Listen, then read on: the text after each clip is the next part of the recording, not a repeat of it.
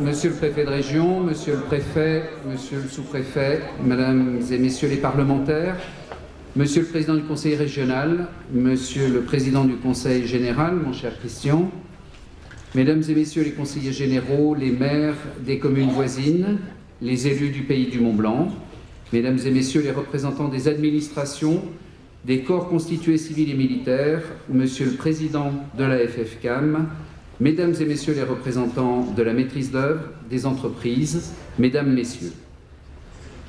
La commune de Saint-Gervais est particulièrement honorée d'accueillir un ministre de la République venu prendre au pied du massif du Mont-Blanc le pouls des montagnards. Nous aurions aimé vous garder plus longtemps, car avec Éric Fournier, maire de Chamonix, nous avions un programme pour plusieurs jours pour vous faire découvrir notre merveilleux pays qui est le pays du Mont-Blanc. Depuis 13 ans que je dirige Saint-Gervais avec mon équipe municipale, le fil rouge de toute notre action publique est une notion que je sais que vous partagez, le respect. Celui des femmes et des hommes qui vivent dans notre commune, mais aussi de celles et de ceux que nous accueillons volontiers tout au long de l'année, le respect de notre environnement qui est notre cadre de vie. Face aux incivilités constatées est née notre campagne « La montagne à l'état pur », dont le slogan montre clairement l'objectif « Pour ne laisser dans la montagne que la trace de nos pas ». La préoccupation de notre commune ne concerne pas la montagne ou l'alpinisme en général, mais se limite aux problèmes liés à l'itinéraire le plus fréquenté menant au sommet du Mont-Blanc, la voie normale de Saint-Gervais. La sensibilisation, la prévention et la pédagogie ont montré leurs limites, puisque de tels actes existent toujours et sont croissants. Il est donc urgent, pour que notre Mont-Blanc reste un espace de liberté, que ceux qui sciemment n'en respectent pas les règles soient sanctionnés. En effet, l'attractivité constante et exponentielle du Mont-Blanc fait qu'aujourd'hui, celles et ceux qui y déambulent comme dans un parc d'attractions sont de plus en plus nombreux et ne répondent pas aux codes de la montagne, mais à des comportements d'urbains. Cet été 2014 aura été émaillé des exploits peu glorieux de pseudo-alpinistes qui sont capables du pire, telle la mise en danger d'autrui, y compris celle de leurs propres enfants, ou encore le vol de matériel de sécurité d'autres alpinistes, sans oublier ceux qui sont aussi capables de violence et de marques d'irrespect pour ce massif que l'État a voulu exemplaire en décidant d'en faire en 1951 un des principaux sites classés de France. Madame la ministre, réglementer ou réguler cet itinéraire d'accès au Mont-Blanc est une nécessité, sauf à rendre l'arrêté de classement de ce site inopérant ou à vouloir le supprimer. Ces mesures seront sans effet pour les alpinistes et les professionnels de la montagne qui sont déjà respectueux. Mais c'est le prix à payer pour que le Mont-Blanc demeure, comme le reste de la montagne, un espace de liberté. Le Mont-Blanc a besoin de vous, Madame la ministre, dans la continuité de l'efficace décision prise par Monsieur le préfet Georges-François Leclerc de poster à Tête-Rousse des gendarmes depuis 2013, permettant ainsi de sauver des vies et de mettre un terme au camping sauvage à proximité du refuge du Goûter. Sous votre autorité, il est urgent que l'ensemble des acteurs de la montagne, les services de l'État, les élus, les guides, le PGHM et les sociétés de secours en montagne, les pratiquants, soient réunis pour décider de mesures à prendre. Dans ce cadre, sur le fondement du quotidien vécu, ou plutôt subi à Saint-Gervais, je souhaite apporter ma contribution en proposant l'examen de plusieurs mesures. Faire respecter strictement l'obligation d'avoir une réservation dans les refuges de la voie normale du Mont-Blanc ou au camp de base de Tête-Rousse par des contrôles. Augmenter légèrement la capacité d'accueil des refuges de cette voie par le réaménagement de la partie historique de l'ancien refuge du Goûter. Réfléchir à une pénalisation des secours abusifs pour redonner à la mission de secours son vrai sens.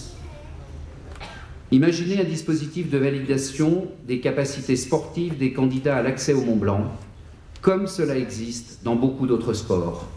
Le parachutisme, la plongée sous-marine ou simplement l'ultra-trail du Mont-Blanc.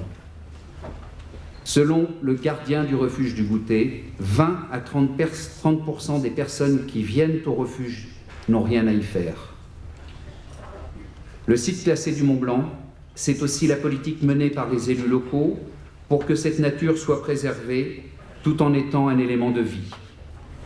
D'abord, en protégeant la vie des habitants, comme nous l'avons fait, avec réactivité et efficacité, avec l'aide technique et financière importante de l'État, pour le risque d'éclatement de la poche d'eau de Tétrousse.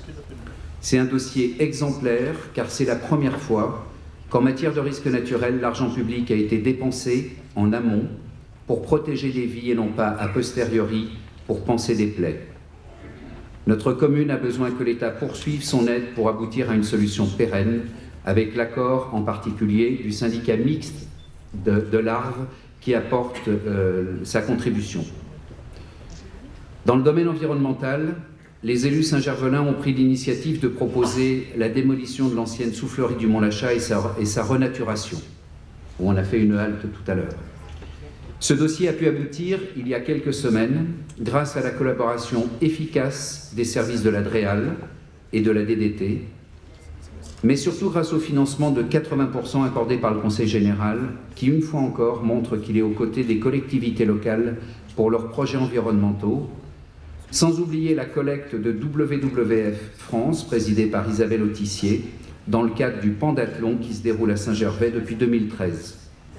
À l'automne 2015, ce site dénaturé par des bâtiments industriels sera restitué à la nature. Si ce projet est exemplaire et exceptionnel, il n'en reste pas moins vrai que l'obtention des autorisations administratives en site classé nécessite d'avoir de la pugnacité face aux procédures multiples, longues, coûteuses et par conséquent improductives, mais surtout en opposition totale avec toute notion de réalisme économique. Il est urgent que l'ensemble de ces dispositifs soit allégé et ne constitue plus un frein au projet d'aménagement nécessaire et attendu. Je prendrai pour exemple le dossier exemplaire du télésiège des Mélèzes sur le domaine skiable Les Ouches Saint-Gervais, qui vise à remplacer deux téléskis obsolètes par un appareil respectueux. Il est aussi urgent, Madame la Ministre, que l'administration fasse confiance aux élus locaux, qui sont les premiers élus de la République. Mais le pays du Mont-Blanc qui vous accueille aujourd'hui ne se résume pas à ce sommet prestigieux qui brille aux yeux du monde, le Mont-Blanc, qui incarne effort, pureté. Au fond de nos vallées, le quotidien est moins souriant. La stagnation de la pollution liée au changement climatique, mais aussi à une surfréquentation par les camions qui transitent par le tunnel du Mont-Blanc, n'est pas uniquement un enjeu environnemental, c'est avant tout un problème grave de santé publique. Le PPA, arrêté par le préfet Leclerc, est un premier pas important qu'il faut saluer, tout comme l'interdiction de circulation pour les camions Euro 3 en cas de pic de pollution. Mais ce n'est pas suffisant. Madame la Ministre, je me fais l'interprète de toutes ces familles qui vivent ici dans l'angoisse pour leurs enfants. Au choix de les maintenir dans les classes pendant les récréations en cas de pic de pollution, nous préférons celui qui leur permettra de jouer tous les jours dans la cour de récréation. L'État et la région Rhône-Alpes ont aussi les moyens d'influer efficacement sur la pollution par une politique volontariste de transport en commun ferré. Mais rien n'a été fait depuis 1900 dans la vallée de l'Arve. La double voie qui permettrait un meilleur cadencement a été abandonnée par RFF depuis des années. Et l'idée de voir arriver le TGV est passée de rêve à cauchemar. En 2014, Madame le Ministre, pour relier Chamonix à Lyon, il faut toujours 4 heures. C'est-à-dire le temps qu'il faut en TGV pour faire un aller et retour entre Paris et Lyon. La vallée de l'Arve, l'industrie du décolletage et l'industrie du tourisme ont besoin de liaisons rapides. Il s'agit de la survie de ces activités. Dans quelques jours, l'État et la région Rhône-Alpes vont signer le contrat de plan État-région pour les années futures, pour le futur. Tous les dispositifs qui auraient permis de rattraper ce retard et sur lesquels les élus locaux espéraient ont été effacés, comme le Chemin des Trembières, au profit des investissements ferrés entre Annecy et Chambéry. Il est encore temps de revoir le CPER, et j'ai déjà dit au président de la SNCF, la France ne s'arrête pas à Genève, à Annecy ou à Chambéry. Elle s'arrête à la frontière avec la Suisse, pour ce qui nous concerne. Mais il est temps de revenir, Madame la Ministre, à l'objet de votre présence à Saint-Gervais. Vous nous faites l'honneur de votre présence à l'occasion des festivités organisées par la FFCAM pour l'inauguration du nouveau refuge du Goûter. Celui-ci a été construit sur un terrain privé de la commune de Saint-Gervais dans le cadre d'un bail à construction dans lequel nous avons confié à la FFCAM une mission de service public, celle de protéger les alpinistes. L'histoire du nouveau refuge du Goûter a plus de 10 ans.